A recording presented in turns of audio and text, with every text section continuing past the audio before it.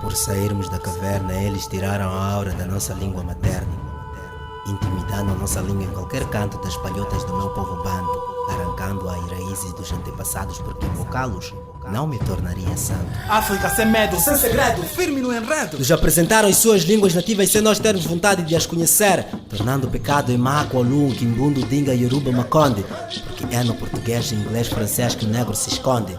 Cortaram as árvores para colocar barreiras nas conectividades com os nossos antepassados. Cansados, éramos nós de viver no sol almejando a chuva, porque não cultivar era sinônimo dos povos fracassados. E disso o meu povo não seria. Pelo Ngoma, Xhosa, Maconde, Zulu, Shona, que eles batizaram como feitiçaria. Fizeram da ancestralidade um pecado maior, maquiando-nos com ideias de que entre crer em estátuas e deuses invisíveis, adorar uma árvore pode ser pior. Mataram a africanidade porque supostamente o negro não tem identidade. Desde os cabelos e as unhas entende-se que não se vive realidade nesta mocidade. Fizeram da pele negra objeto de seu experimento. Maltratados e escoraçados por longos anos fomos fonte de rendimento. Nos tiraram a pele como vestimenta, estampando nas suas jeans e capital no final diziam-nos seu preto, experimenta. E neste império mutapa, em troca da santidade, levaram-nos o Moari, dando-nos estátua, tratando como muluco, santificando o Emakwa, esquecendo o Mondoro, porque santos não são os deuses que eu adoro. Socorro, quando vejo o ocidente com uma faca tentando matar a minha africanidade. Socorro, há uns de lá fora torcendo para que o preto esqueça da sua identidade. Mas choro ao ver o preto crespo ou cacheado tendo uma negociação multilateral entre ele, a sua mente e o seu coração. Se manteve crespo ou levou uma peruca artificial que teve de uma doação. E adoro o meu bom Deus com tanta espiritualidade por me ter feito este preto nascido neste berço da humanidade.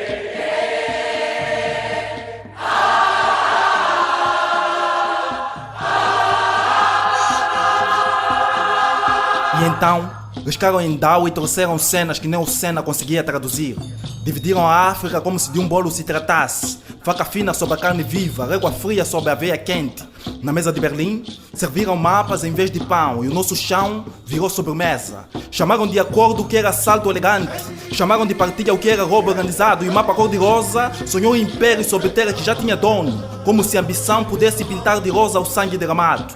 Fizeram do mal um mercado. Mercado de músculos, mercado de mães, mercado de memórias. No comércio triangular, a África era ponte de partida, a Europa cofre e a América plantação. Triângulo não de geometria, mas de ganância. E cada vértice tinha um chicote escondido. Chamaram-nos de peça, mas peça era o sistema que nos desmontava. Vestiram a escravatura com versículos, abençoaram correntes com água benta, ergueram igrejas onde antes havia santuários de modeiro. Disseram que os nossos deuses eram demônios, que o tambor era feitiço e que a dança era pecado. Mas pecado maior foi transformar gente em carga, foi medir a humanidade pela cor da pele, foi ensinar o negro a desconfiar do espelho.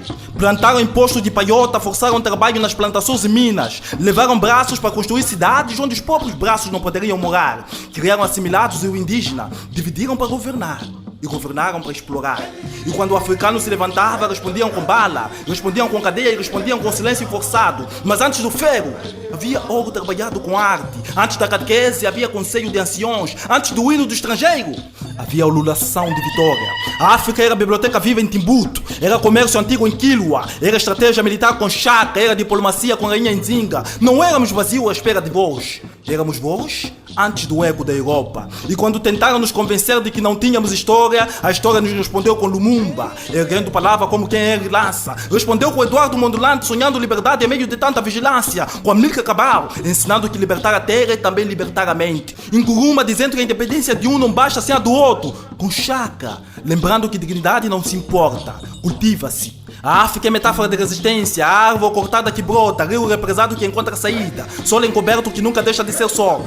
Podem ter riscado línguas, podem ter pintado mapas, podem ter traficado corpos e memórias, mas não conseguiram apagar o ritmo, porque a identidade africana não é tinta que se lava, é tatuagem de espírito, não é sombra da Europa, é raiz do mundo. E toda vez que o tambor soa, toda vez que alguém fala na língua da mãe, toda vez que um jovem recusa o complexo e assume a cor, a África se recompõe, inteira, imensa e inalienável.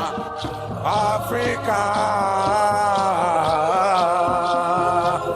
ils ont parrainé le monde.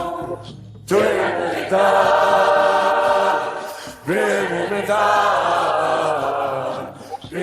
Vieram sem rostos, anunciados pelo cheiro do ferro e pela promessa embrulhada em espelhos. Os ventos do ocidente não pediram licença a Zamani nem Mulugu. Malugo era o único interesse deste branco maluco. Trouxeram palavras novas e uns artigos para apagar os nomes antigos. Chamaram de civilização o que era esquecimento, de subvenção o que era corrente no pensamento.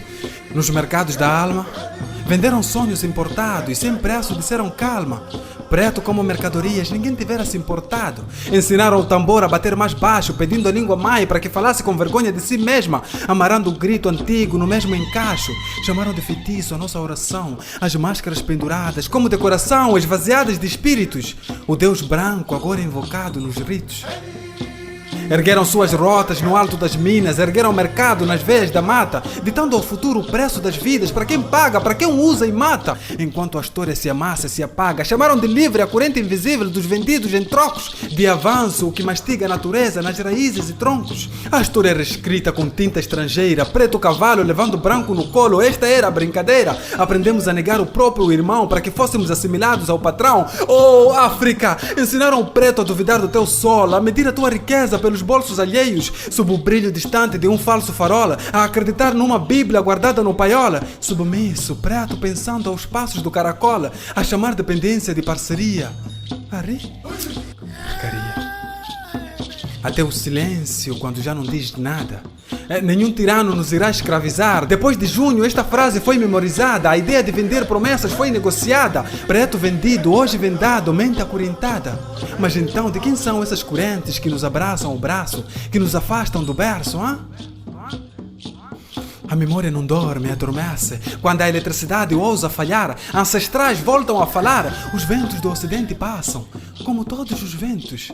A terra permanece e nela a semente da desobediência, esperando a estação certa para florescer livre. Shhh. O nosso vento murmura histórias, desadormece memórias. No renascimento, a África clama pelos seus filhos, com tambores no peito, a coragem de se avivar, porque o chicote escreveu nas costas dos viajantes mastigados pelo tempo a palavra voltar, não ao passado, mas ao coração que nunca partiu, ao colo da mãe África que os pariu. Hoje o corpo aprende a ser continente, a mente aprende a ser independente e num toque de ideia, a alma aprende a ser aldeia e o sonho estrada de volta ao que sempre foi nosso. Filhos indígenas começaram a saber ver, ouvir e ler sobre o berço da humanidade e conhecer os caminhos para a África. Nós contra nós sempre foi o plano deles. Poema de Zainadine Nawaga, Robert Tisse e Hassani Ramadani João. Vamos fazer isso funcionar até que a poesia seja dançada.